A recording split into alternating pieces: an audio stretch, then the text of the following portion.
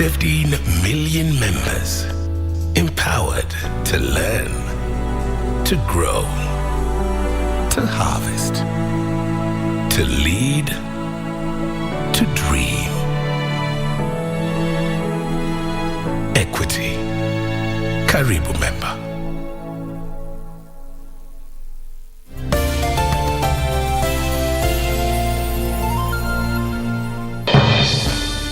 We shall legalize weed. Professor George Luchiri Wajakoya of the Roots Party.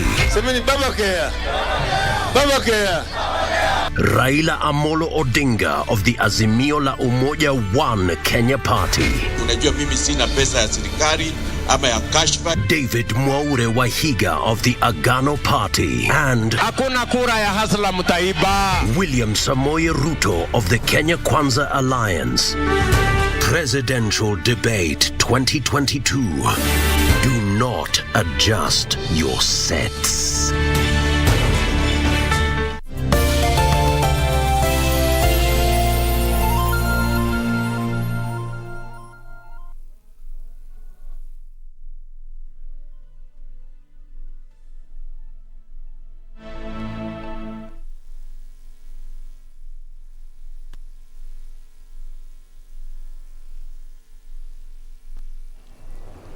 Good afternoon on the 9th of July 2022, a very eventful day in the calendar of Kenya. Just as we have seen a little bit earlier, Ben Troy was here to witness the signing of the peace charter that was happening at the KICC. We do have a couple more stories that we are following up for you. We'll be taking you to Kakamega, and we'll also be taking you to the launch of the Cath Lab and the presidential wing at the Kenyatta University Teaching and Referral Hospital. I am Nissy Imano. Thank you for joining us for Lunchtime News. Now, Muslim faithful across the country marked al-Adha celebrations, also known as the Feast of Sacrifice, a ceremony commemorating the willingness of Ibrahim to follow Allah's command to sacrifice his son. The ceremony also signifies the end of the annual Hajj or pilgrimage in the holy city of Mecca. Muslims have been urged to share with the less fortunate by slaughtering livestock and distributing to the needy families.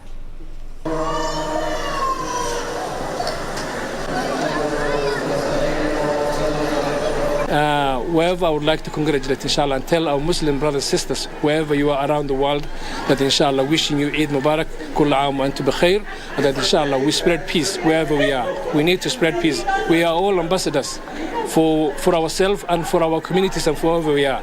In this situation now, the elections coming up, and all we need right now is to spread peace wherever we are.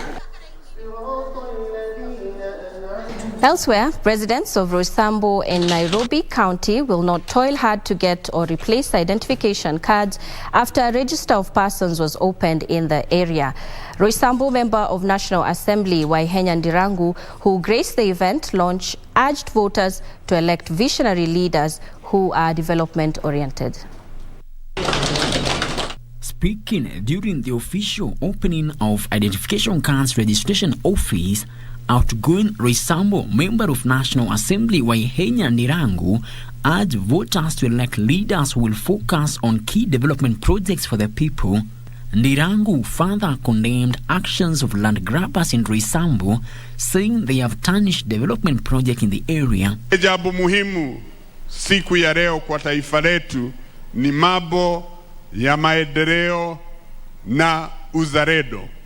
So we must look for patriots to lead us, not greedy people, sio watu wa kujitakia makuu. Tufanye campaign ya utulivu, tufanye campaign ya kuleta watu pamoja, lakini si ya kusabaratisha amani. Meanwhile, Wiper Party candidates in Mathare constituency have faulted the calls by the Azimio leadership on zoning, terming it dictatorial. Led by Wiper Mathare MP candidate Benson Ngunga, the politicians say they will respect the presidential and gubernatorial positions, but not any other elective posts. Kwamba zoning was done before Wiper joined. Na sasa wakati Wiper imekuja, mambo ya zoning, sisi kama Wiper family tumesema hakuna. Nayosema ilikuwa ni kama ilikuwa ya Jubilee na ODM. When we came on board to form Azimio One Kenya Alliance, we were not part of that discussion. Na wale wanasema Oluoch amewachiwa, those are wishful thinking. In another development, Canada Mathare Education Trust took to the informal settlement streets to preach peace ahead of the general election. The group called on the youth to avoid politicians out to use them for personal gains. Siku ya leo tumekusanyika hapa pamoja na scholars wetu ambao we give them scholarships. We just want to spread peace among the community. We want to tell the people of Mathare community that despite everything, and when the elections come, when we are choosing our leaders, when we are voting in, let us just remember to maintain peace, love and unity. Leo tungependa kutembea na kuambia watu wa Mathare ya kwamba sisi hatupigani kitu yoyote ya ubunge ama ya wanasiasa. Sisi ni wenyeji na sisi ndio tuko na nguvu kupitia wakura zetu. Kwa hivyo tungependa hao watu wasikuje kutuvuruga na kufanya tukosane. Frederick Mwoki for Lunchtime News. And moving on, the Conservation Alliance of Kenya has launched its first strategic plan geared towards the revival of the economy through wildlife protection. According to Conservation Alliance of Kenya CEO Steve Itela, the strategic plan calls for a partnership with the public and private sectors for a common goal which revolves around wildlife conservation. The sector designs and implements conservation actions that we are working jointly and that we are supporting each other so that we may create a better place where people, nature and the economy thrives. And so this strategy helps us pull together in a more focused manner, helps us find ways of engaging and partnering with government and private sector, but also helps us measure progress. We're not just conserving, but we're conserving to also ensure that there's economic gain for the people, for the country, and any stakeholders that we're involved in. The private sector is very critical to this. 3, 2, 1.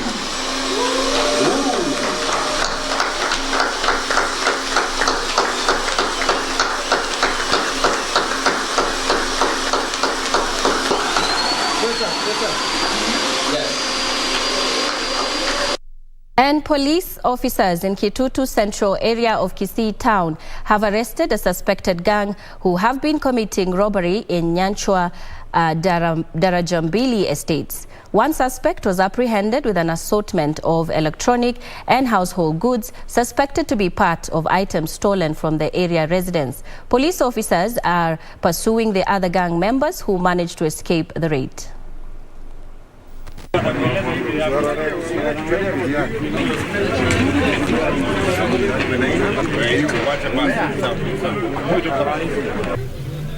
Jana tukapata habari information ya kwamba iko suspects ambao wako na vitu kwa manyumba zao ambazo wako na vitu ya inashukiwa kwamba zimeibiwa.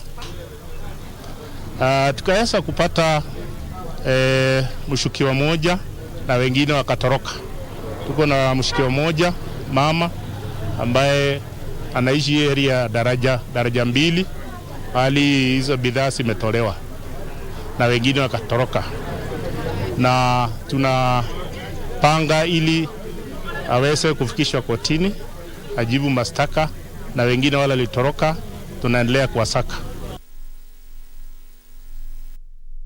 And elsewhere, Kenyan youth have been urged to embrace peace as the country gears up for the August polls. Speaking at the Alliance Francais in Nairobi during the unveiling of a 4-episode documentary dubbed Kura, Julius Ondijo, the Maji Maji and Unbogable hitmaker, further called upon the youth to vote wisely come August 9th. The Unbogable song, which was a political rally's anthem during the 2002 general election, is among the songs which pioneered and shaped the use of art in political contests. Since then, other songs have been released in other successive electioneering periods.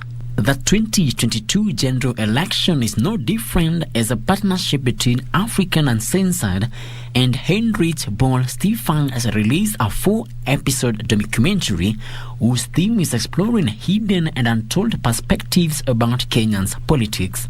I think that this series of documentaries is important in getting us to reflect on what are the real issues. How does change happen? How can we participate? And why must we be included? So it can start with something as simple as a song that you sang because you were frustrated that carries the emotions and becomes the expression of everybody who at that particular moment wants to see change of a certain political kind.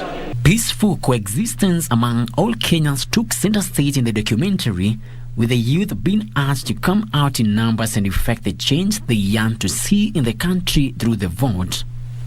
So what's not fair on you cannot be fair on the other or the next person. So wacha mwanasiasa deal na mambo yake, we deal na mambo yako. Apige siasa yake, we chukua ile poa, chukua ile mbaya, achana nayo. Watuende kwa ballot na to vote. And interest. Indigestible. And moving on, education stakeholders in Nairobi's Eastlands area along the Eastern Bypass have joined hands to open a one-stop center where schools can visit for practicals. The move, according to the stakeholders, will help solve challenges for some schools in terms of physical space to set up such facilities as well as the resources to purchase them. Stones, the bones, that sweet bones that you crush. A tour within the Gravity Amusement Competency-Based Curriculum and Entertainment Center in Eastern Bypass helped us understand the essence of such centers and the need to build more across the country. We met several teachers and children from Nairobi and nearby counties who took the opportunity to participate in the learning. They shared on how students get to understand better through practicals. Mengi tumeyasoma hasa katika swala la kilimo, jinsi rahisi ya kumhusisha mwanafunzi na kumkuza ili anapokuwa asiwe tu mtu anayetegemea kuajiriwa, bali anaweza jua mbinu mbadala za mwenyewe kujiajiri. Maelezo yake ni hayana tashwishi yoyote. Anaelezea na unaona ya kwamba mtoto akija hapa atatoka ameelimika, ataweza kujionea wanyama mbalimbali, mimea mbalimbali, na kisha yale mafunzo ya kiundani. The worms and the mollusks. That's what we mentioned about the scales, the snails. Michael Njuguna, a professional teacher of Gravity Park KBC Center, said they chipped in after they saw how learners were struggling with the practical part of learning in the congested schools, adding that they plan to establish more centers within the country. Siku ya leo tuliamua tuje kwenye kikao hiki cha Gravity Park kama walimu na pamoja na watoto wetu wachache, na ili tuweze kujifunza mengi, kwa sababu tumejua hiki ni kikao ambacho kinashughulikia masuala yote ya mtaala mpya ambao tunauita CBC. Angalia miguu. The yellow one inakuwa sweet. The teachers were happy with the experience and promised to bring more learners at the center. Wanafunzi wengi wakitembelea hapa wataweza kuelimika na wataweza kupata ile first hand information. Kisha jambo ambalo limenifurahisha ni mwalimu ambaye anaeleza. Weekly for Lunchtime News. And a section of Kilifi elderly persons is suffering in silence following increased cases of hernia fueled by stigma and the fear to seek medical attention. According to Elijah Bidi, a clinical officer from Kilifi County, the condition can be effectively treated in hospitals through surgery. Speaking during a medical outreach program organized by George Kithi Foundation in partnership with the county government of Kilifi at Gede Primary School in Kilifi North Constituency, Bidi said they received over 10 cases of hernia, which they referred to the various public hospitals in the county. Hernia is a disease that affects human beings, particularly men, who develop a swelling on their scrotum that causes pain in one's body.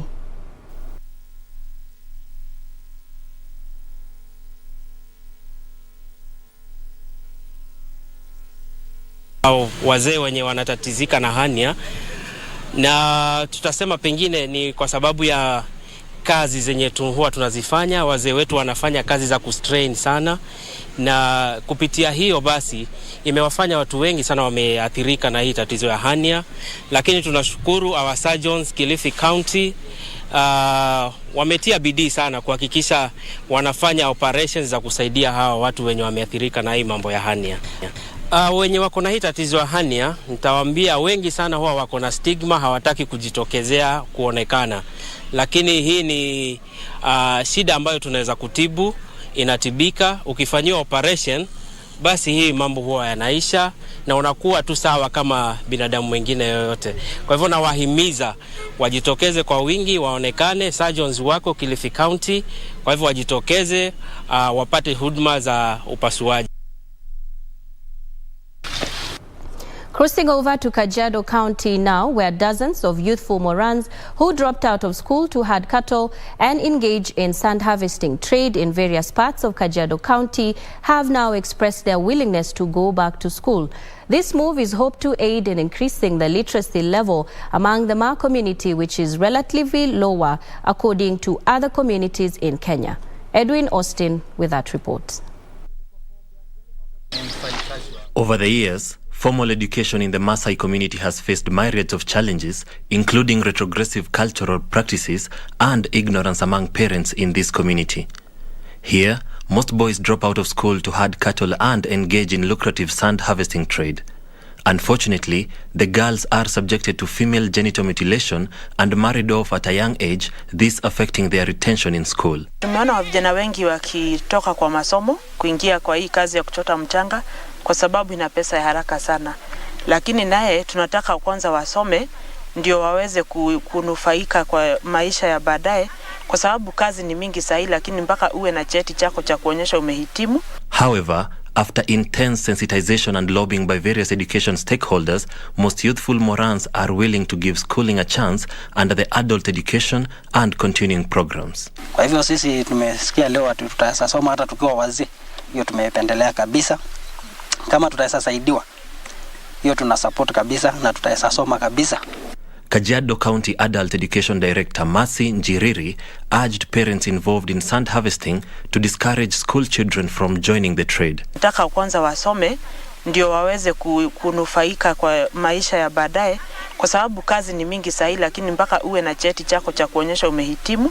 Aside from inadequate teachers, classrooms and poor means of transport to reach the rural villages in the vast county, there are cultural barriers where men do not accept to share classrooms with women, posing a challenge to the adult education initiative. Unakuta mara nyingi wazee hawataki kuchanganyikana na wamama, lakini haswa tukichunguza ni kwa sababu wamama wako very bright, wamechangamka, so wakishinda wazee nao wanaona wanachekelewa ni wenzao. So mara nyingi huwa tunapanga tunakuwa na male class only and the women. Washikadau mbalimbali tungeomba sana support yenu, kwa sababu tukijaribu kuangalia, mama hajui kusoma, baba hajui kusoma, mtoto anajua kusoma. Tunaelekea kwenye maisha ambayo ni ya kisasa. Edwin Austin for Lunchtime News. And moving on, Orange Democratic Movement Party has asked a section of Maendeleo Chapchap Party candidates in Makueni to stop masquerading as Raila Odinga's lieutenants in the region, yet their party is in rival camp Kenya Kwanza. ODM Deputy Secretary General Florence Mutua and Kibwezi West parliamentary seat candidate Seth Kalusie say some candidates have been associating themselves with the ODM party leader during their grassroots campaigns.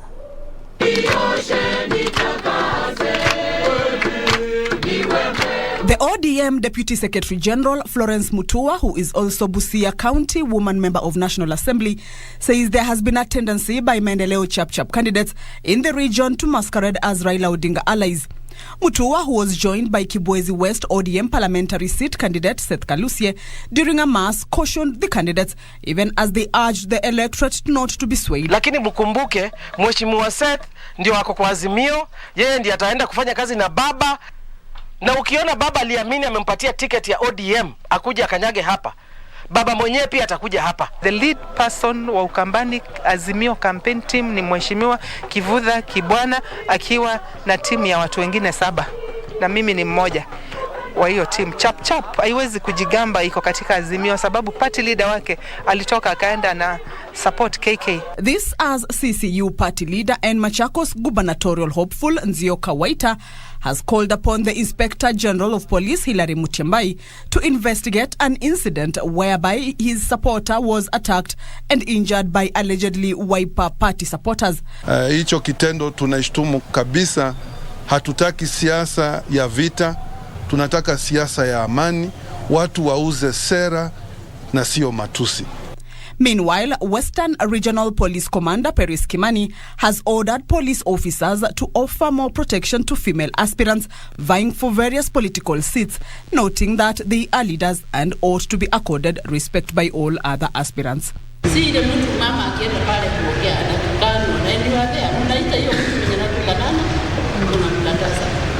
These ladies are also our mothers, our wives, our sisters, our daughters.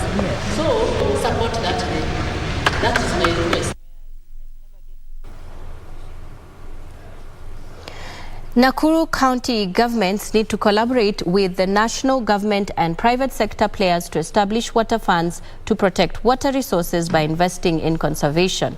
During a meeting of environmental scientists and conservationists under the auspices of National Environment and Civil Society Alliance NESCA in Nakuru, ecologists noted that establishment of such a kitty will enable major public and private water users across the 47 devolved units to contribute to funds to finance upstream land and water conservation projects that benefit people across the basins.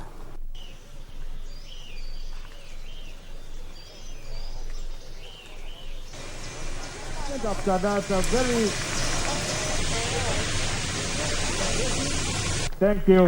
Thank you, Excellency. May we be upstanding for His Excellency the President.